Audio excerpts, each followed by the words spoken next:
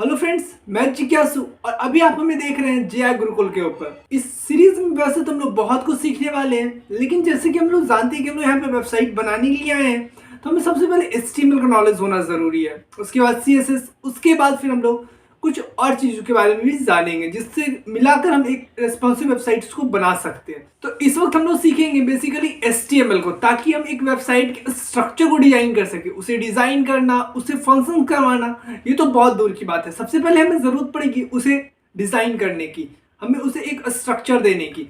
तो इस क्लास में हम लोग बात करेंगे कि हम एक वेबसाइट को कैसे स्ट्रक्चर दे सकते हैं HTML की मदद से। तो अभी कुछ करीब 15-20 क्लासेस हमारी चलने वाली है, जो कंटिन्यू चलेगी HTML के ऊपर, जिससे कि हम एक HTML के ऊपर एक अच्छी पकड़ अपनी बना सकें। तो चलिए हम बिना देरी के अपने क्लास को स्टार्ट करते हैं। हम अपनी क्लास को स्टार्ट करने के लिए चलेंगे अपने लैपटॉप स्क्रीन के ऊपर, और मैं आपको वहां पे दिखलाऊंगा कि हम लोग कैसे इसके ऊपर काम कर सकते हैं।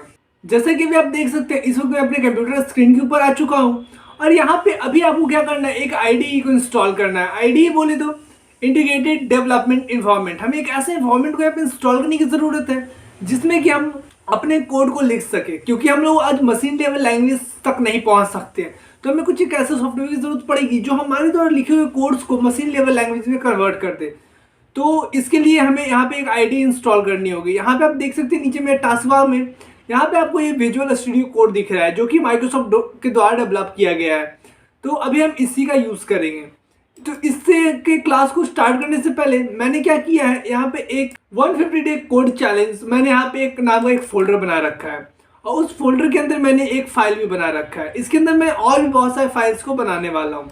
जैसे कि मैं यहाँ पे एक फाइल को बना सकता हूँ। मैं न्यू में आता हूँ, टेक्स्ट डॉक्यूमेंट, और मैं लिख देता हूँ इसे इंडेक्स,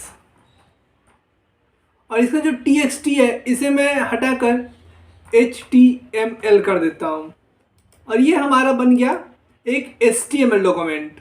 तो इसी तरह से आप और भी यहाँ पे बहुत सारे फाइल्स बना सकते हैं। अभी तो मुझे ज़रूरत HTML फाइल्स की है, तो मैंने एक HTML फाइल यहाँ पे बना लिया। अब मैं इसे कट कर देता हूँ, और अब इस फाइल को मैं एडिट करूँगा अपने विजुअल स्टूडियो कोड की मदद से। तो मैं यहाँ पे आता हूँ, इसके बाद मैं आता हूँ इससे के शो मोर ऑप्शन के ऊपर, और यहाँ पे मैं ओपन विथ कोड के ऊपर क्लिक करता हूँ। इस वक्त मैं विंडो 11 यूज कर रहा हूँ, तो हो सकता है कि आपको जो ऑप्शंस दिख रहे होंगे वो कुछ अलग दिख रहे होंगे विंडो 10 के ऊपर। तो यहाँ पे कुछ डिफरेंसेस आ सकते हैं। तो ये हमारे देखिए 15 डे ऑफ कोड चैलेंज यहाँ पे स्टार्ट हो चुका है। ये हमारा जो न्यू वर्जन रिलीज हुआ है उसे इंस्टॉल किया है, तो उससे कहा मुझे चेंज लॉग यहाँ पे दिखला रहा है। मैं इसे कट कर देता हूँ। यहाँ पे गेट स्टार्ट, मुझे इसकी भी जरूरत नहीं है। ये हमारा 150 डे ऑफ कोड चैलेंज का यहाँ पे आपको ये दिख रहा होगा, हाँ फाइल। इसके साथ यहाँ पे एक इमेज नाम का फाइल है, जिसमें यहाँ पे 5 6 7 आपको इमेज दिख रहे होंगे। और यहाँ पे एक है index.html, जिसके अंदर हम लोग अब यहाँ पे कोड को लिखेंगे। तो अभी आपको जैसे कि पता होगा, यहाँ पे हम लोग अभी एक हेलो वर्ल्ड का वेबसाइट बनाने वाले हैं। तो सबसे पहले हम लोग क्या करेंगे, स्टार्टिंग टैग लिखते हैं, क्लोजिंग टैग लिखते हैं, और उसके बीच में हम लोग हेलो वर्ल्ड लिखेंगे, और हमारा वेबसाइट हेलो वर्ल्ड का कंप्लीट हो जाएगा। ये बहुत छोटा सा काम है, तो चलिए हम जल्दी से इसे कर लेते हैं। तो यहाँ पे भी हमें क्या करना है, एक स्टार्ट ब्रैकेट लिखना है H1, और यहाँ जैसे ही मैंने एंटर प्रेस किया, हमारा जो क्लोजिंग टैग है वो खुद आ गया। ये हमारा स्टार्टिंग टैग है, और ये हमारा क्लोजिंग टैग है। अब हम क्या करते हैं, इसके बीच में लिखते हैं हेलो वर्ल्ड। आपको ये कैसे पता चलेगा कि अभी आपने जो लिखा वो क्लोजिंग टैग है या फिर ओपनिंग टैग है? तो इसके लिए आपको क्या करना है, यहाँ देखिए ये जब जो ओपनिंग टैग है उसमें आपको स्लैश नहीं दिख रहे होंगे, और जबकि हमारा जो क्लोजिंग टैग है उसमें आपको एक स्लैश का भी आइकन दिख रहा होगा। तो ये हमें बतलाता है कि ये क्लोजिंग टैग है, और ये हमारा ओपनिंग टैग है।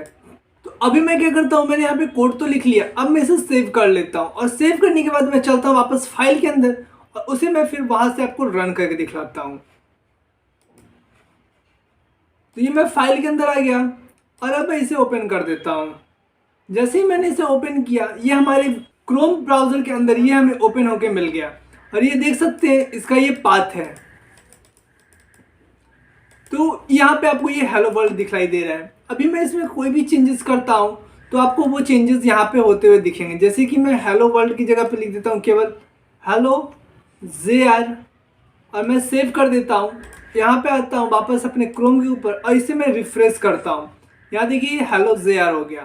तो अब इस तरह से कोई भी चेंजेस करके आप एक बेसिक HTML को डिज़ाइन यहाँ पे कर सकते हो।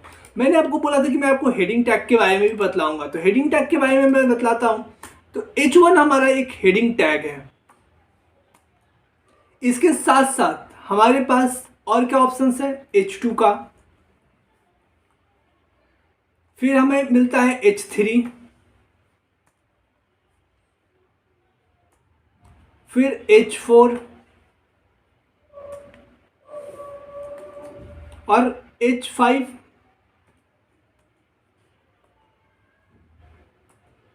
और H6। ये हमारे पास 6 हेडिंग टैग है जिसकी मदद से हम लोग हेडलाइंस को बनाते हैं अपने HTML के ऊपर। हमें अपने रिक्वायरमेंट के अनुसार यहाँ पे इसे बनाना होता है। तो जैसे कि अभी H1 के अंदर अगर मैं कुछ लिखता हूँ, जैसे कि मैं लिख देता हूँ JR गुरुकुल। अब मैं इसे बार बार कॉपी कर लेता हूँ क्योंकि मैं बार बार लिखना तो नहीं चाहूँगा।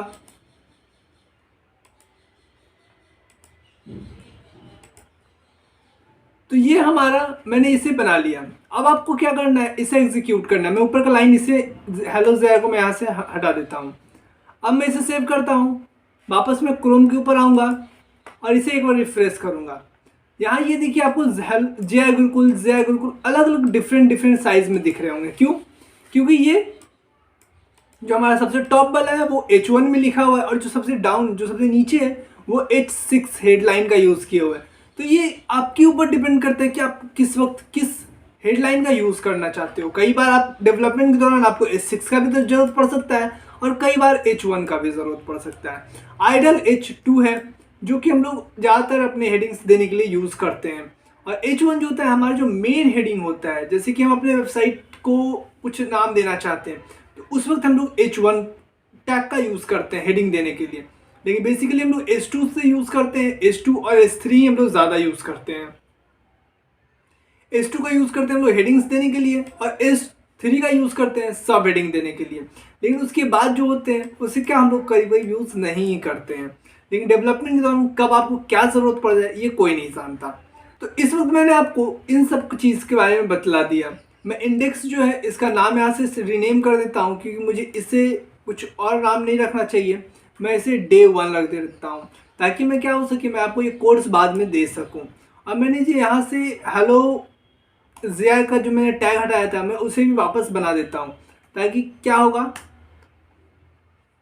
कि जब आपको ये कोड मिले, जब आपको ये कोड मिलेगा, ये आपको डिस्क्रिप्शन में ये कोड मिलने वाला है, तो आपको घबराने की ज़रूरत नहीं है, आपको ये कोड मिल जाएगा। तो आपको क्या करना है, बस आप इसे डाउनलोड करो और एग्जीक्यूट करके रन करो। इसमें अगर कोई चेंजेस करना चाहते हो तो आप चेंज करो और फिर एग्जीक्यूट करो। अगर कोई प्रॉब्लम आता है तो इंटरनेट के ऊपर मेरे कोड्स तो हैं ही, आप उसे फिर से वहाँ से डाउनलोड करके फिर से आप उसे एग्जीक्यूट कर सकते हो। तो मैं क्या करता हूँ, हेलो जेआर लिख देता हूँ और अब से मैं क्या करूँगा, कोई भी कोड को मैं यहाँ पे डिलीट नहीं करूँगा, मैं उसे कमेंट आउट कर दूंगा। लेकिन ये मैं आपको अगेन कैसे बताऊँगा कि कमेंट आउट क्या होता है। तो अभी आपको बिल्कुल ज़्यादा यहाँ पे लोड लेने की ज़रूरत नहीं है, मैं आपको सब कुछ बारीकी से सब कुछ मैं बतलाने वाला हूँ। तो आप हमारे चैनल के साथ बने रहिए, आप जेआर गुरुकुल के साथ बने रहिए ताकि आप जो यहाँ पे सोच के आए हैं वो यहाँ पे मैं आपके लिए कर सकूँ।